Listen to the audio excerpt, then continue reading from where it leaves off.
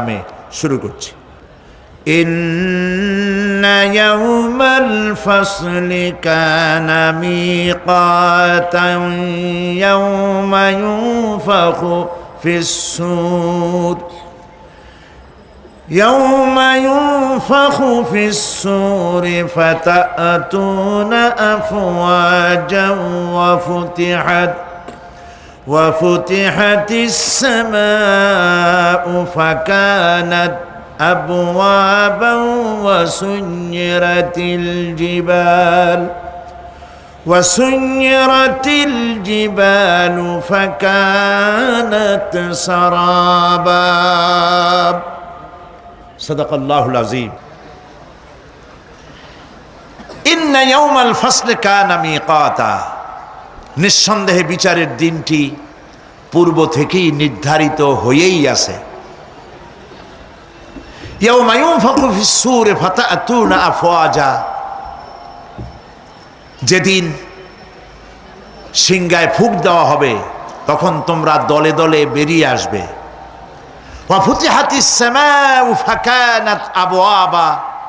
আর আকাশ সমূহ খুলে দেওয়া হবে, তখন তা শুধু দরজা আর দরজা হয়ে যাবে।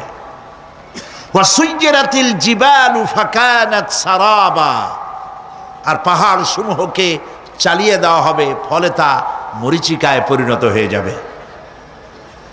তেলাওয়াতকৃত আয়াতের এই হচ্ছে তর্জমা। সূরা নাবা হচ্ছে, নবী করিম সাল্লাল্লাহু আলাইহি সাল্লাম বলেছেন, কেউ যদি দুনিয়ায় বেঁচে থাকা অবস্থায়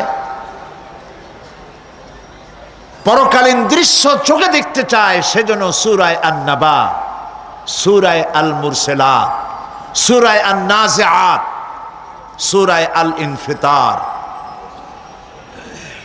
সূরা আত-তাকবীর, এই সূরাগুলি যেন পড়ে, তাহলে কিয়ামতের দৃশ্য নিজ চোখে অবলোকন করতে পারবে।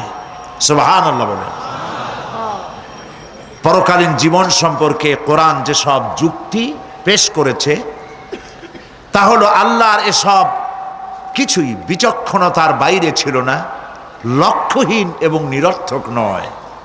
আল্লাহ পাক বলছেন, أفحسبتم أنما خلقناكم عبثا وأنكم إلينا لا ترجعون।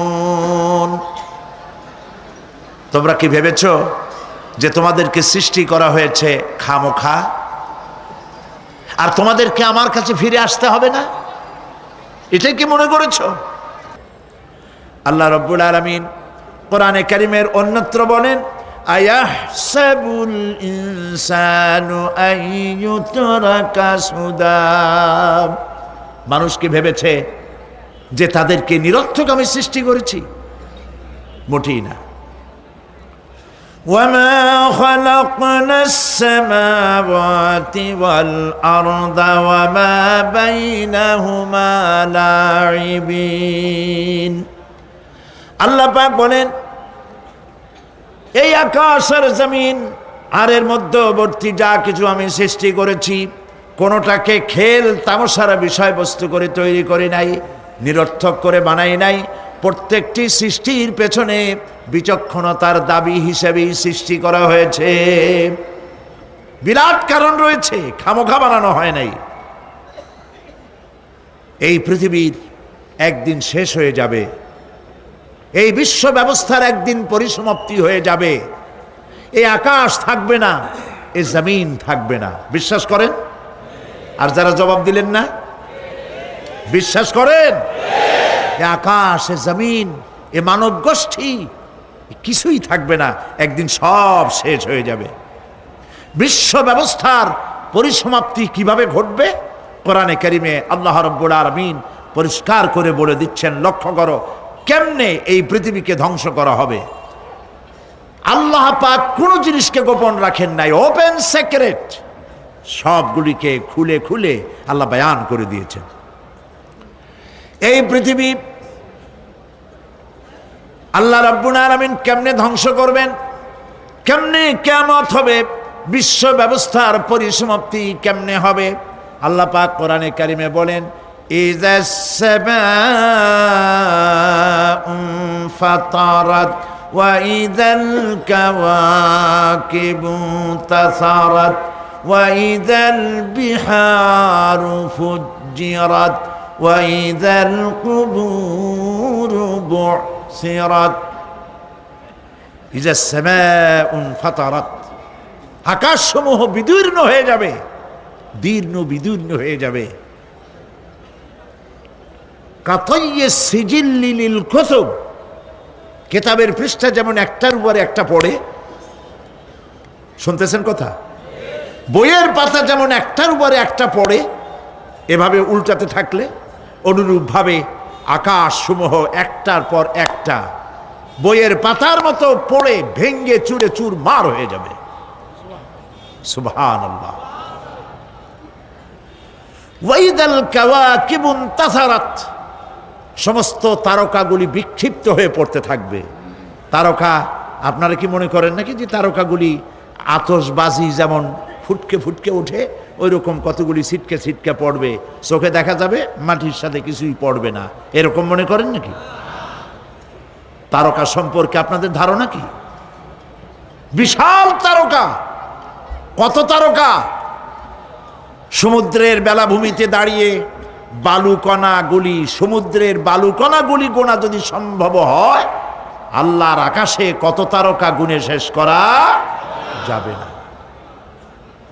এ তারকা এতটুক নয়, যতটুক আপনি দেখেন বিশাল তারকা। যে সূর্য পৃথিবীর চাইতে 13 লক্ষ গুণ বড়, এরকম 1.5 থেকে 2 অথবা 3 কোটি সূর্য খাইয়া পেটের মধ্যে হজম করতে পারে এমন হাজার হাজার বিলিয়ন বিলিয়ন তারকা আল্লাহ পাক গ্যালাক্সির মধ্যে পয়দা করে রেখেছেন। এগুলি যখন ছিটকা পড়তে থাকবে পৃথিবীর উপরে, ওয়াইদাল কাওয়াকিবু তাসারাত, সমস্ত তারকাগুলি বিক্ষিপ্ত হয়ে পড়তে থাকবে।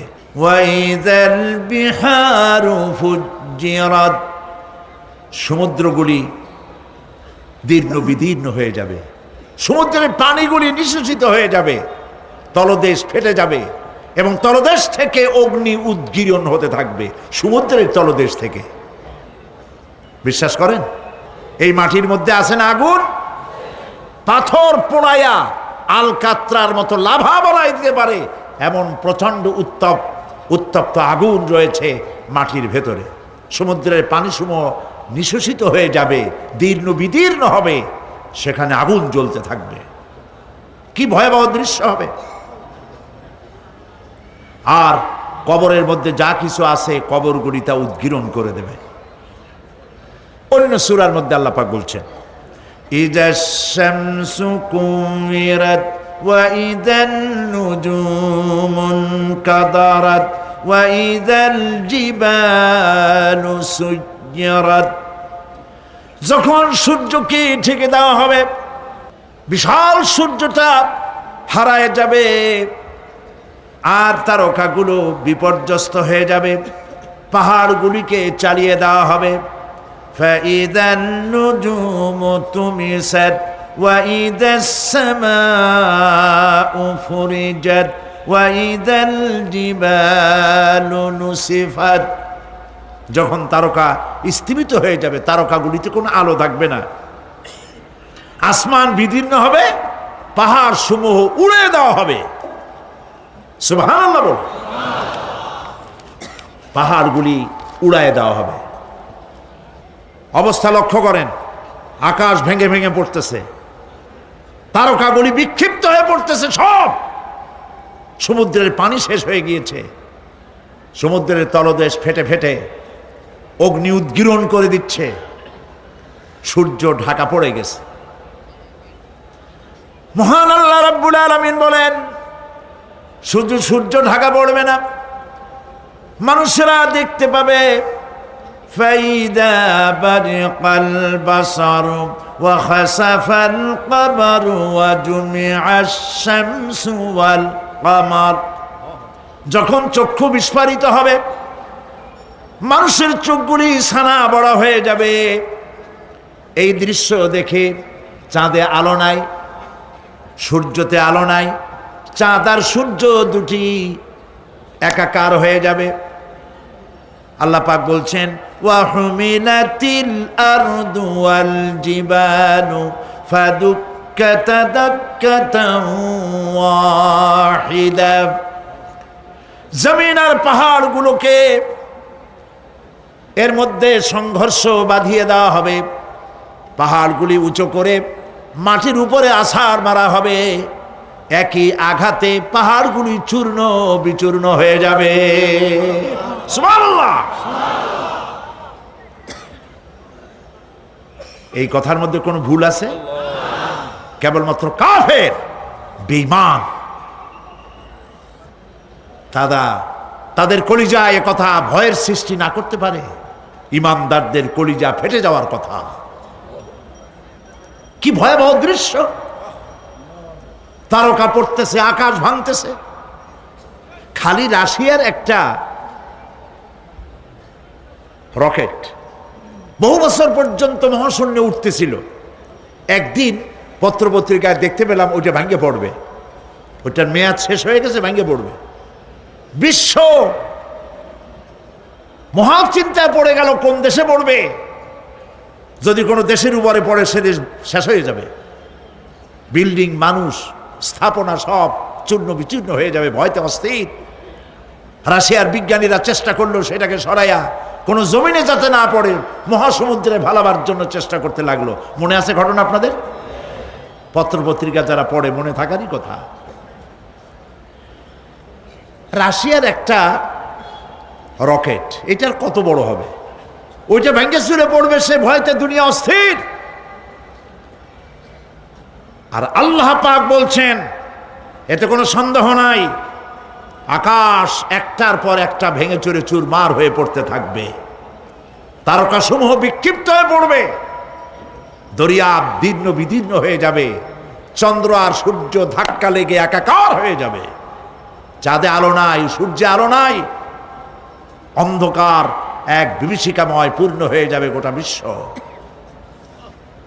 পাহাড়গুলো উঁচু করে মাটির উপরে আছাড় মারা হবে, এক ধাক্কায় পাহাড়গুলো ভেঙে চুরে চুরমার হয়ে যাবে। সুবহানাল্লাহ।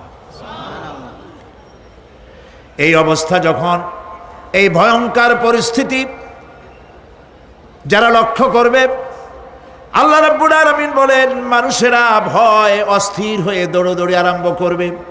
ইয়াকুলুল ইনসানু ইয়াউমাইদিন আইনাল মাফার। মানুষেরা পাগলের মতো শুধু দৌড়াদৌড়ি করবে আর বলবে পালাবো কোথায়, ভাগবো কোথায়, কোথায় যাব? আল্লাহ রাব্বুল আলামিন জবাবে বলেন কাল্লা লা ওয়াজারা ইলা রাব্বিকা ইয়াউমাইদিনিল মুস্তাকার। কখনই নয়, ভাগবার জায়গা নাই, পালাবার জায়গা নাই।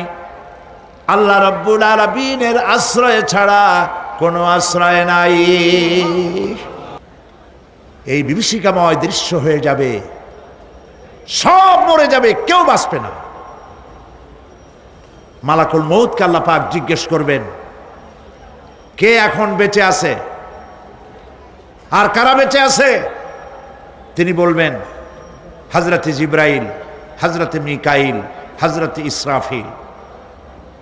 আল্লাহ পাক নির্দেশ করবেন এদের জান কবজ করো।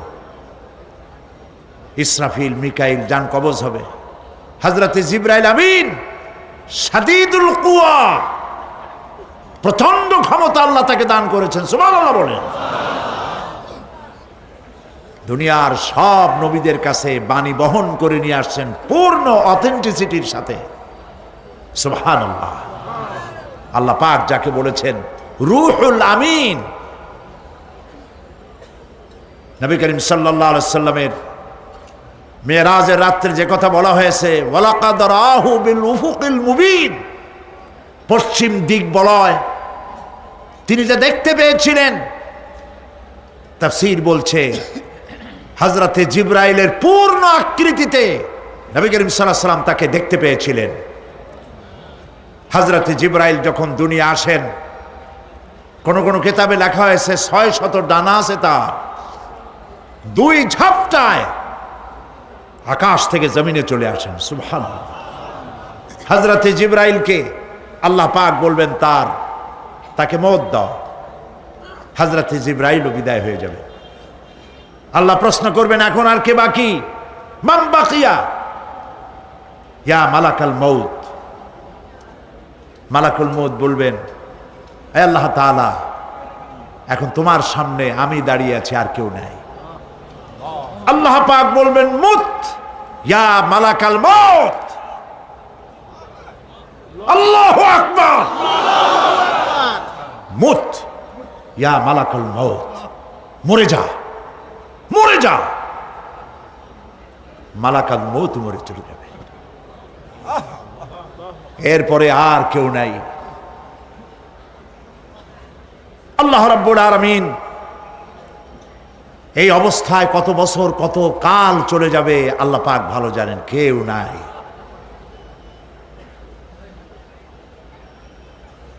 আজকের রাজত্ব কার?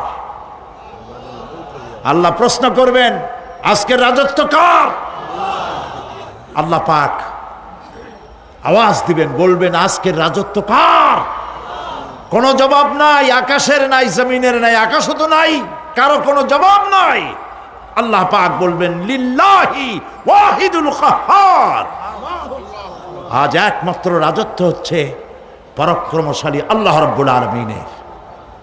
আল্লাহ পাক বলবেন, ইয়া দুনিয়া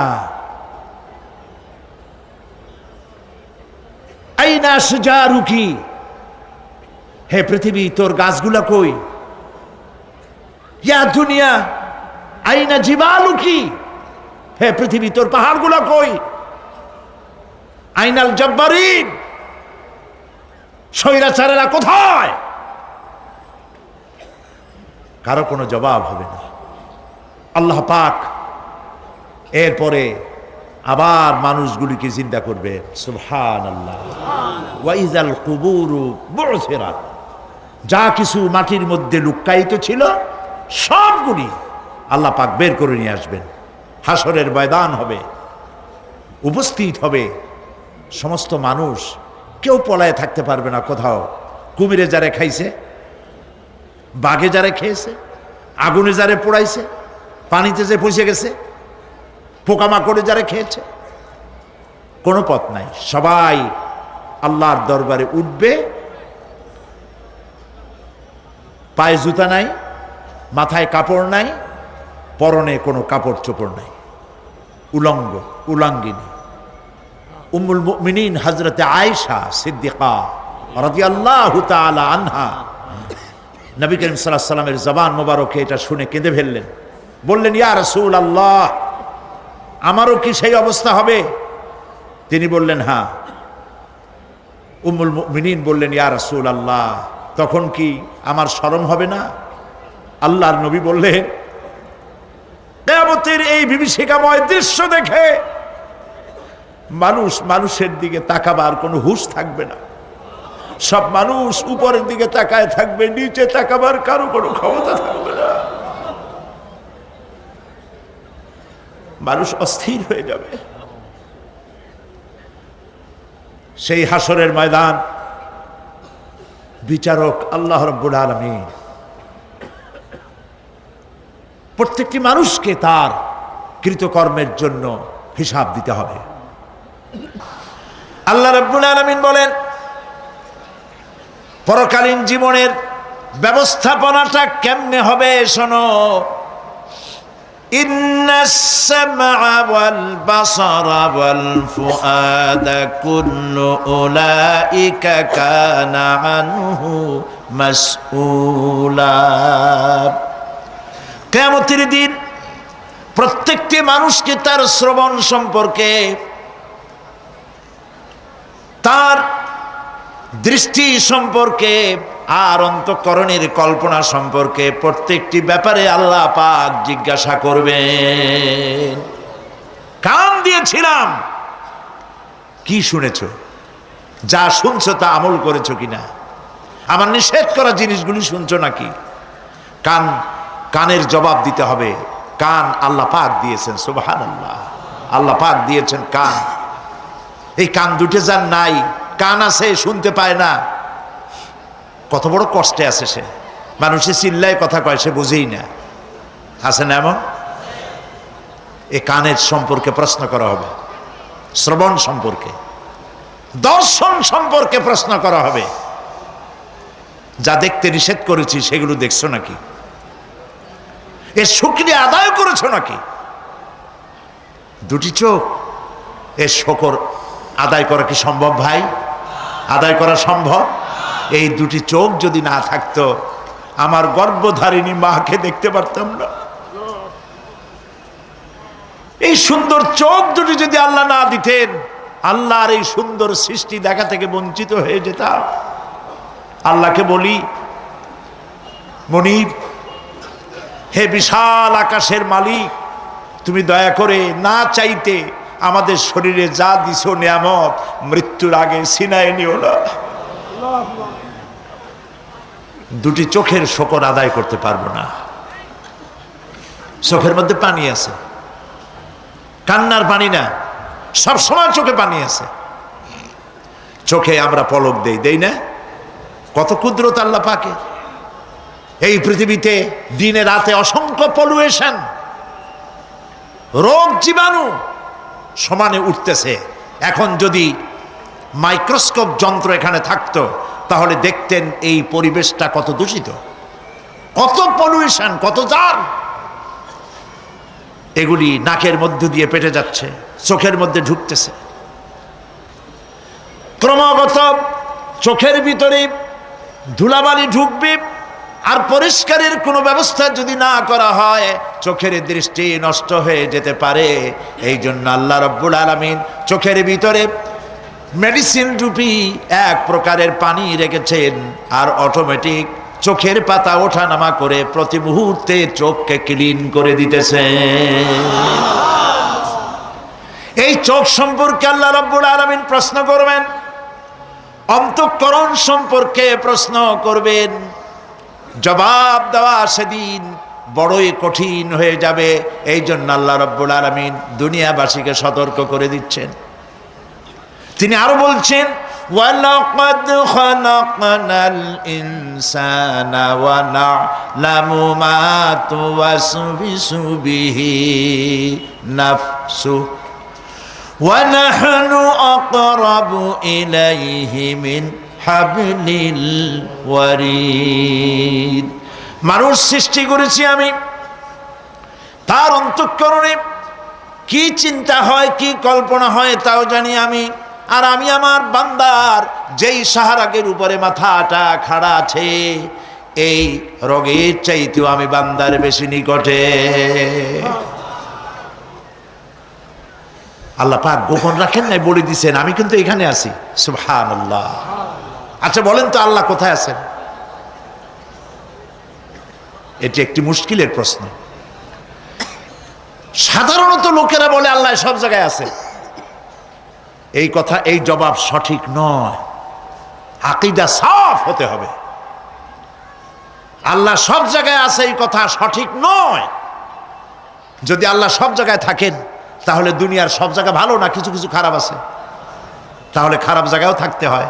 নাউযুবিল্লাহ বলেন। আল্লাহ কোথায় আছে এই প্রশ্ন আল্লাহরই করি। সওয়ালে মুকদ্দারের জবাব, পৃথিবীর মানুষ আল্লাহকে প্রশ্ন করবে তুমি কোথায় আছো। রব্বুল আলামিন প্রশ্ন করার আগে জবাব দিয়ে দিয়েছেন, আর রাহমানু আলাল আরশি ইস্তাওয়া। আল্লাহ পাক আরশে আজিমে আছেন। কোথায় আছেন বলে? এক আঙ্গুল আকাশের দিকে উঁচু করে বলেন, আল্লাহ কোথায় আছেন? আরশে আজিমে আছেন। সুবহানাল্লাহ। তবে আরশে আজিমে আছেন যে অবস্থা এমন নয় যে তিনি সাংঘাতিক রকমের কুয়াশার কারণে বাংলাদেশে কি হইতেছে তা দেখতে পান না। সে আল্লাহ রাব্বুল আলামিন সব কথা পরিষ্কার করে বলেছেন, আমি তোমার ঘাড়ের কাছে। তার মানে আল্লাহর ইলম, তার নজর, তার সামা, এবং তার বাসার, তার দেখা, তার শোনা, তার ইলম, সবটা আমাকে ঘিরে আছে, আমি তার বাইরে নাই। আল্লাহ মানুষকে সতর্ক করতেছেন, মা ইয়ালফিযু মিন কাওলিন ইল্লা লাদাইহি রাকীবুন আতীদ।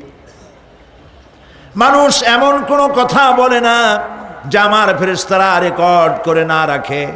যা করো তাও লেখা হয়, যা বলো তাও লেখা হয়ে যায়। দুনিয়ায় গোয়েন্দা বিভাগ আছে, আমার দেশে গোয়েন্দা বিভাগ আছে না? কি নাম কত দুই একটা আন্দাজে কইল আছে, CID, DIB, DFI, army intelligence, কত রকম গোয়েন্দা আছে, কত বাহিনী আছে, আপনি টের পাবেন না। পাগড়ি একটা বান্ধি আপনার সামনে বসা, আপনি বুঝবেন না যে আপনার আমল নামা রেকর্ড করতেছে ওখানে বসে। আপনি তো মনে করেছেন দরবেশ সাহেব 6 সেল্লা দিয়ে আসছে, কিন্তু তিনি গভর্নমেন্ট অফিসার, আপনার সর্বনাশ করতেছে, আপনি টের পাচ্ছেন না। এটা যদি মানুষের রাষ্ট্র ঠিক রাখার জন্য দুনিয়ার সরকারের দরকার হয়, তাহলে আল্লাহ পাকের এই বিশাল সাম্রাজ্য রক্ষা করার জন্য আল্লাহর গোয়েন্দা বিভাগ নাই? আল্লাহ রাব্বুল আলামিন তার গোয়েন্দা বিভাগ কাজ করতেছি, আমরা বিশ্বাস করি না, আমরা বুঝতে পারি না, যার জন্য অন্যায়ের মধ্যে লিপ্ত হয়ে যাই। একবার আমি লন্ডন থেকে, লন্ডন শহরে রাত্রে যাচ্ছি, রাত 2টা-2:30 হবে। প্রতিমধ্যে রেড সিগন্যাল জ্বলল, গাড়িটা থামায় দিল, সামনে আর গাড়ি টাড়ি নেই। আমি ড্রাইভারে বললাম যে গাড়ি টাড়ি তো নাই সামনে, আমরা তো ইচ্ছা করলে যেতে পারি। ড্রাইভার বলল পারি, কিন্তু যাব না। কেন যাবেন না? বলল যে এই সিগন্যালের সাথে ক্যামেরা আছে, অটোমেটিক ক্যামেরা। আমি যদি এখান থেকে এটাকে ক্রস করি, তাহলে আগামীকাল কোর্ট থেকে আমার নামে চিঠি আসবে।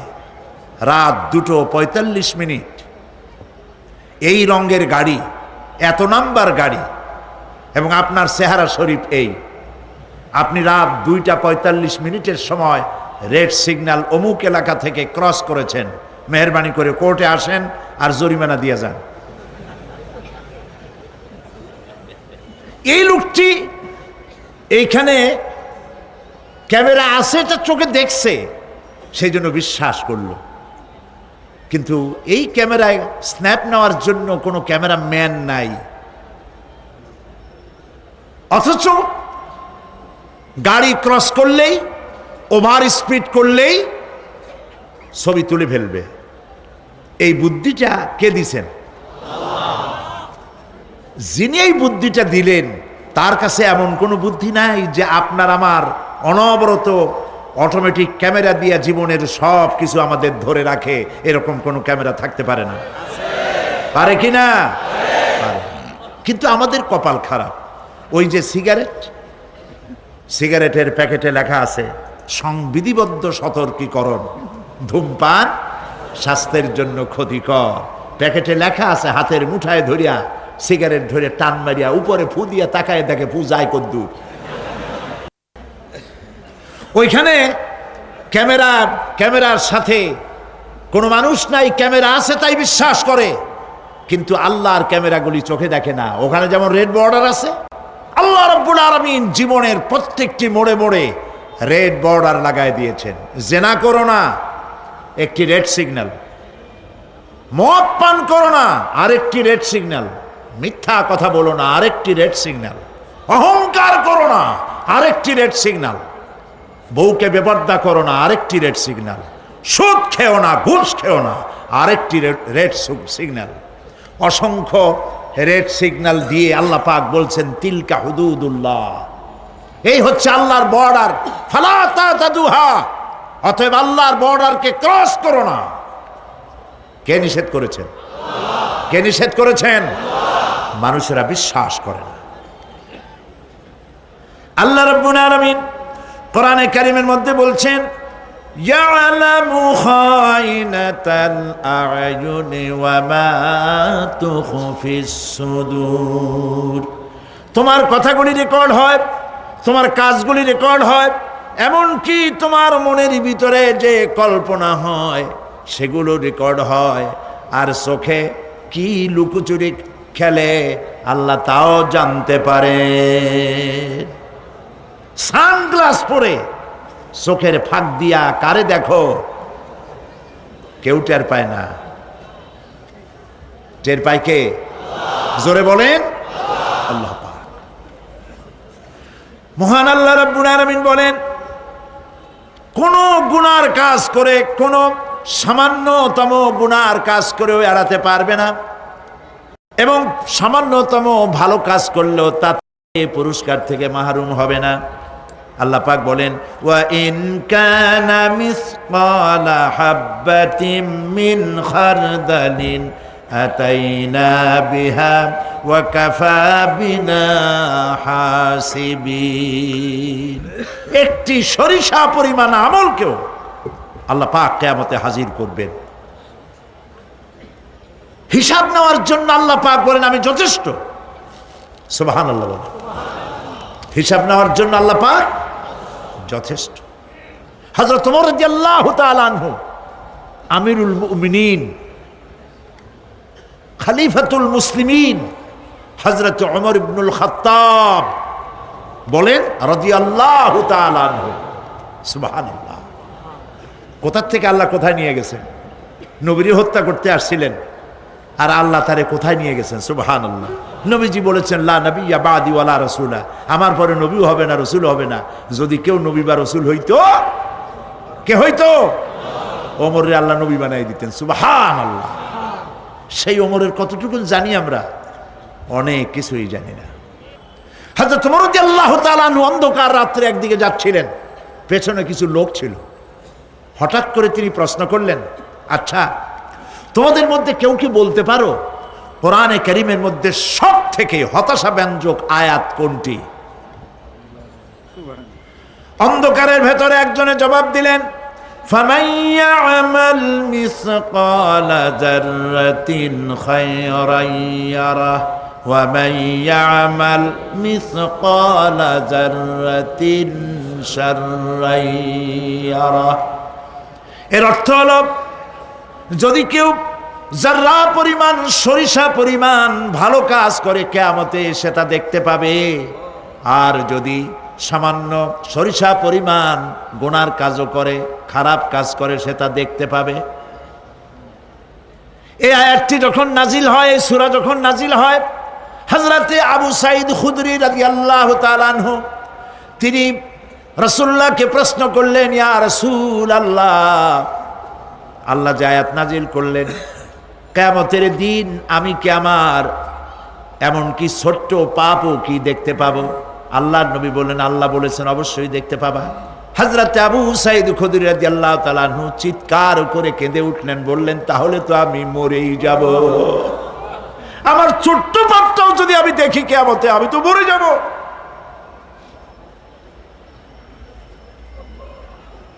হযরত ওমর রাদিয়াল্লাহু তাআলা আনহু অন্ধকারের ভিতরে হাঁটতেছেন আর কাঁদতেছেন, হাঁটতেছেন আর কাঁদতেছেন। কিছু দূর অগ্রসর হয়ে তিনি প্রশ্ন করলেন, আচ্ছা কেউ কি বলতে পারো কোরআনে কারীমের মধ্যে সব থেকে আশা ব্যঞ্জক আয়াত কোনটি?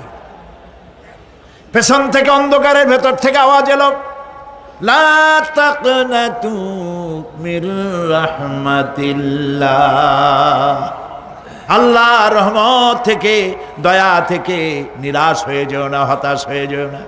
হযরত ওমর কাঁদতে কাঁদতে জিজ্ঞেস করলেন, তোমাদের মধ্যে আব্দুল্লাহ ইবনে মাসউদ আছে নাকি? হযরত আব্দুল্লাহ ইবনে মাসউদ বললেন, আমি তো বললাম, আমি জবাব দিলাম। সুবহানাল্লাহ। রাইসুল মুফাসসিরিন হযরত আব্দুল্লাহ ইবনে মাসউদ রাদিয়াল্লাহু তাআলা আনহু, তার পা খুব ছোট ছিল। হাদিস শরীফে এসেছে, সাহাবীরা তার পা দেখে একটু মুস্কি মুস্কি হাঁটতেছিল, এত ছোট পা। নবী করিম সাল্লাল্লাহু আলাইহি ওয়াসাল্লাম বললেন, আব্দুল্লাহ ইবনে মাসউদের পা ছোট দেখে হেসো না, কিয়ামতের দিন আব্দুল্লাহ ইবনে মাসউদের ছোট্ট পাটা উহুদ পাহাড়ের চাইতে ওজন বেশি হয়ে যাবে। সুবহানাল্লাহ, সুবহানাল্লাহ। প্রিয় ভাই সব, এই হচ্ছে নবী করিম সাল্লাল্লাহু আলাইহি ওয়াসাল্লাম, তিনি মানুষের সামনে এসব কথাগুলি পরিষ্কার করে বলে দিয়েছেন। সেদিন কোনো উপায় থাকবে না, সেই কিয়ামতের মাঠ।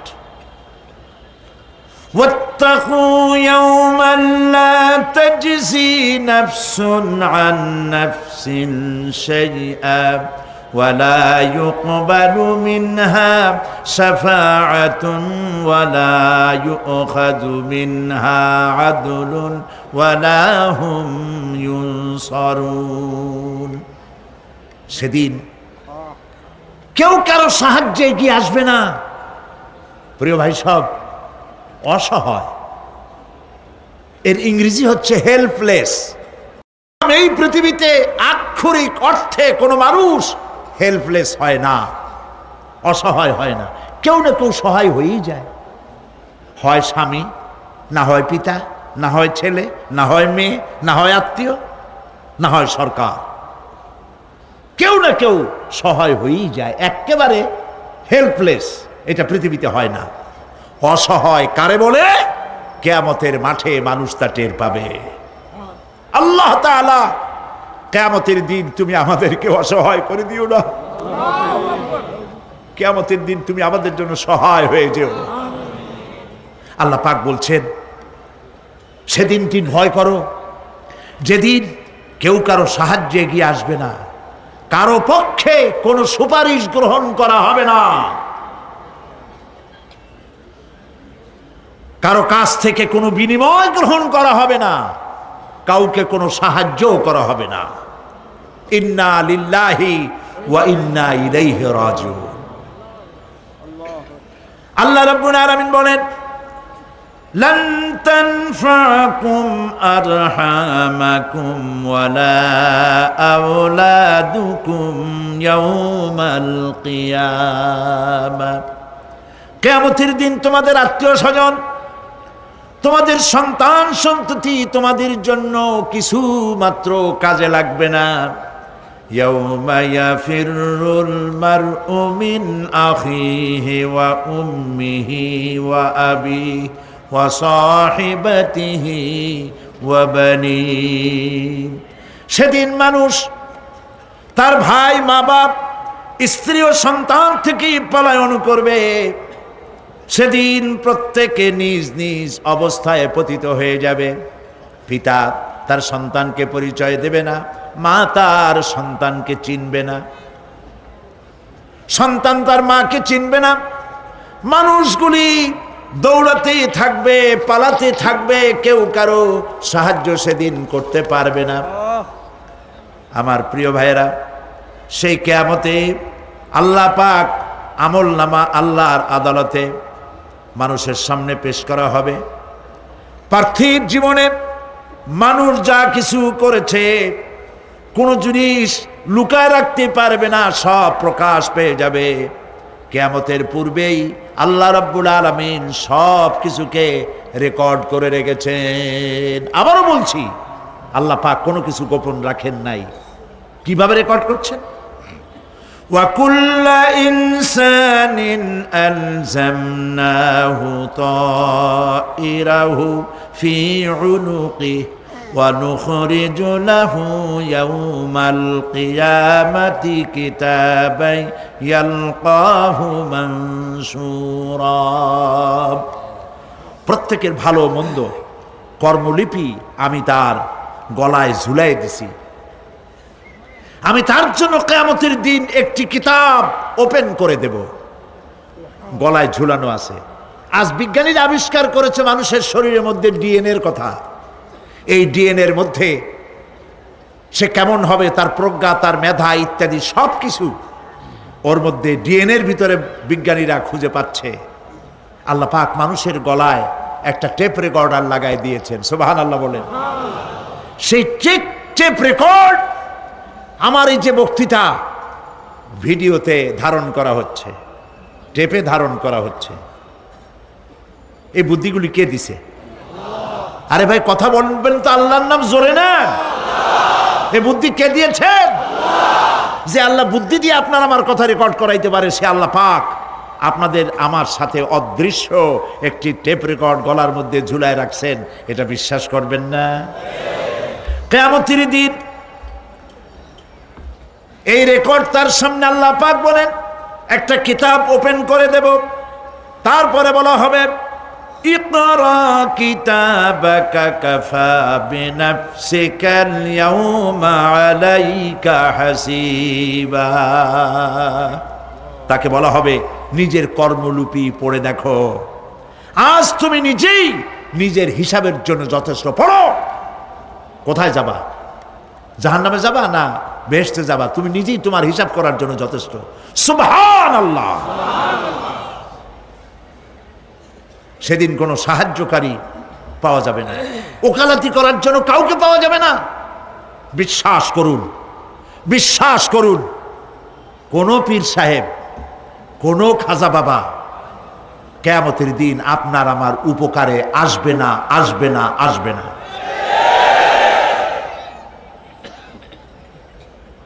আমল ভালো হবে, আল্লাহ ক্ষমা করবেন। আমল ভালো নাই, পীর সাহেবরা কিচ্ছু করতে পারবেন না। কেউ কেউ মনে করেন পীর সাহেব আমার সুপারিশ করবেন। কিয়ামতের দিন আপনারাই দেখবেন ওনাদের সুপারিশ কে করে। কিয়ামতের দিন আল্লাহ পাক আরো পরিষ্কার করে বলছেন, লান তানফাকুম আরহামুকুম ওয়ালা আওলাদুকুম ইয়াউমাল কিয়ামা।